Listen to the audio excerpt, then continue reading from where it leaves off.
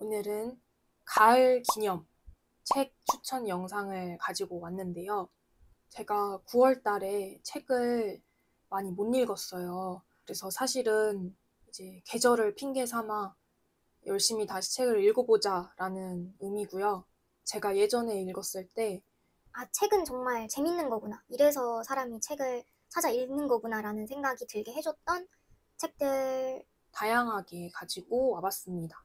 첫 번째는 매일을 헤엄치는 법.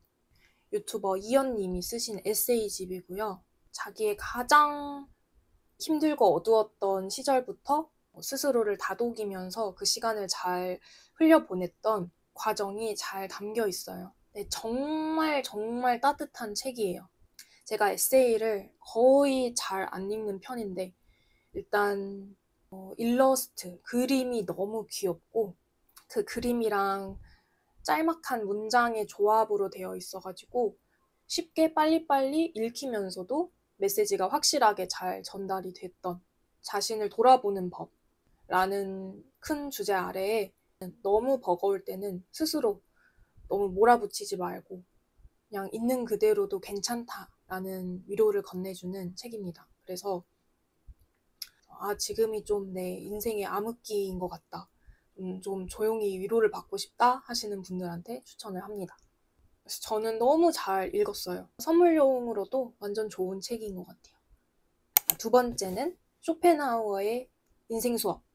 특히 이 책은 제가 목차가 마음에 들었는데 1부는 행복론, 2부는 인생론 이렇게 나뉘어져 있어요. 그래서 1부 행복론에서는 인간의 행복에 영향을 주는 것, 인간을 이루는 것, 인간이 지니고 있는 것, 인간이 남에게 드러내 보이는 것 이렇게 확실하게 주제가 나누어져 있는 부분이 읽기가 굉장히 편하고 그리고 2부 인생론에서는 죽음에 대하여, 독서와 책에 대하여, 교육에 대하여 이렇게 이루어져 있습니다. 그래서 이런 책들의 가장 큰 장점은 내가 읽고 싶은 부분만 쏙쏙 골라서 읽을 수 있다는 점이고 쇼펜하우어가 삶 자체를 욕망과 고통으로 봤기 때문에 비관주의로 좀 알려져 있어요. 그래서 이 책도 꽤나 호불호가 있는 걸로 알고 있는데 저는 철학자에 대한 호불호는 없는 편이라서 저는 잘 읽었습니다. 그리고 저는 또 필사를 하면서 잘 읽었어요. 제가 한창 필사, 디펜, 잉크 이런 거에 빠져 있을 때 이 책을 우연히 보게 돼서 디펜 연습도 할 겸 열심히 적으면서 잘 읽었던 책입니다.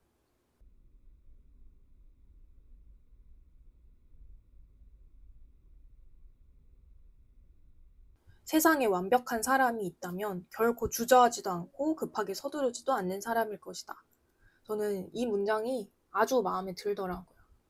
완독이 부담스러우신 분들은 조각조각 내가 읽고 싶은 부분만 찾아서 읽으시면 좋을 것 같아요.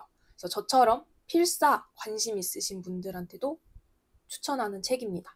그 다음 세 번째는 로맨가리의 자기 앞에 생 소설이에요. 근데 여기에는 또 굉장히 재미있는 이야기가 하나 있어요. 이게 로맨가리 작품인데요.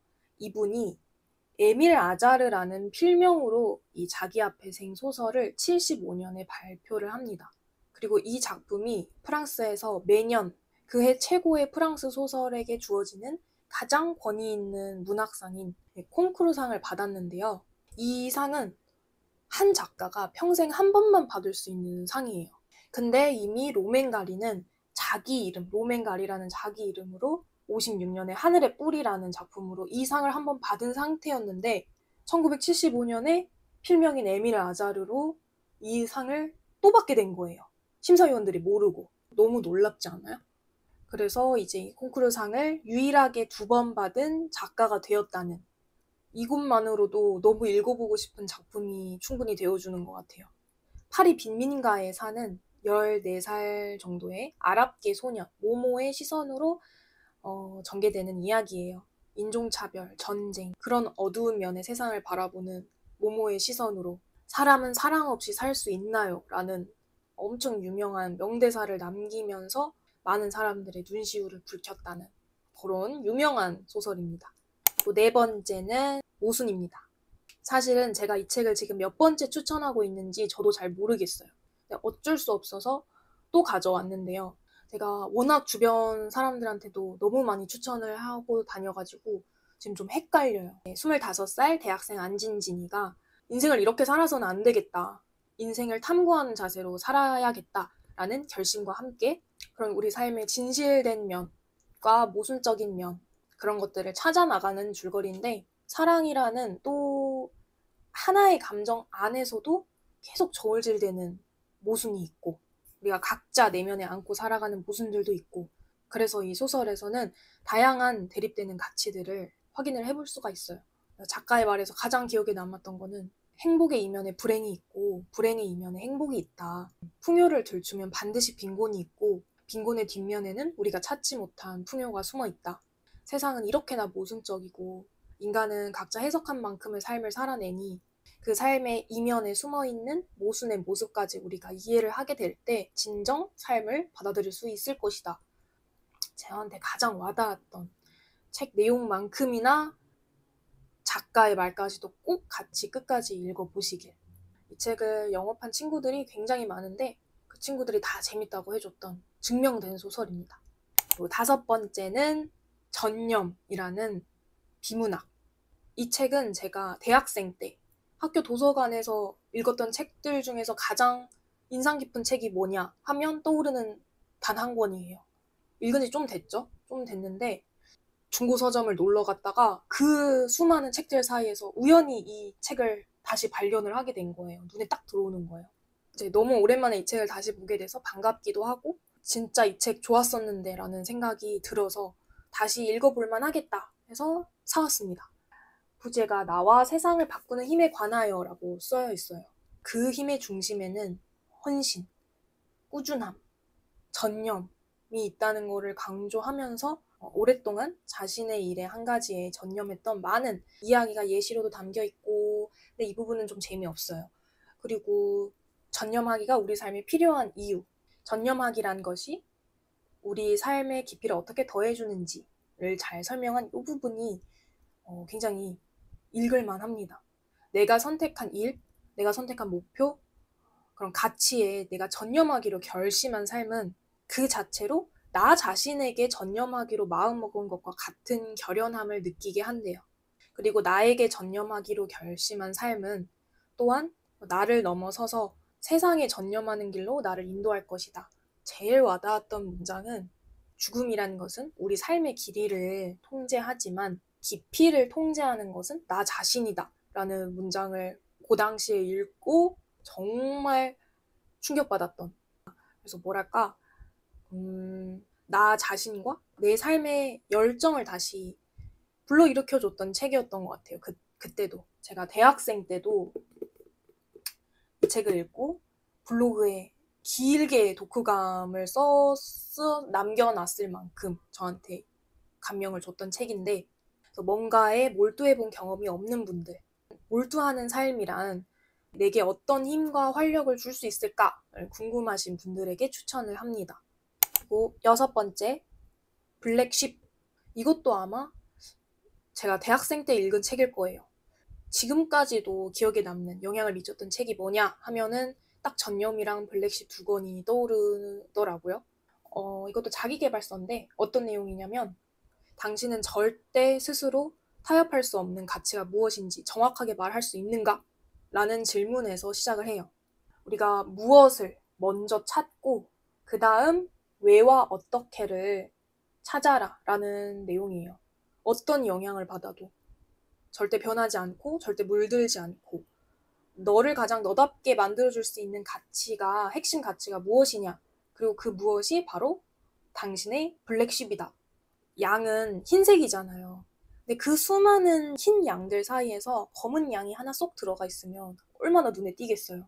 너를 다른 사람과 구별시켜주는 너만의 가치를 그걸 검은 양의 가치라고 부른 거죠.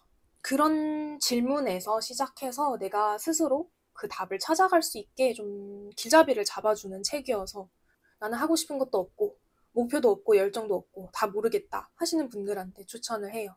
그래서 마음속에 이제 질문도 던지고 함께 고민해 볼 수 있게 해주는 책이죠. 너한테 적당히 중요한 것과 너가 절대로 타협할 수 없는 것을 반드시 구분하라 라고 말을 해줘요.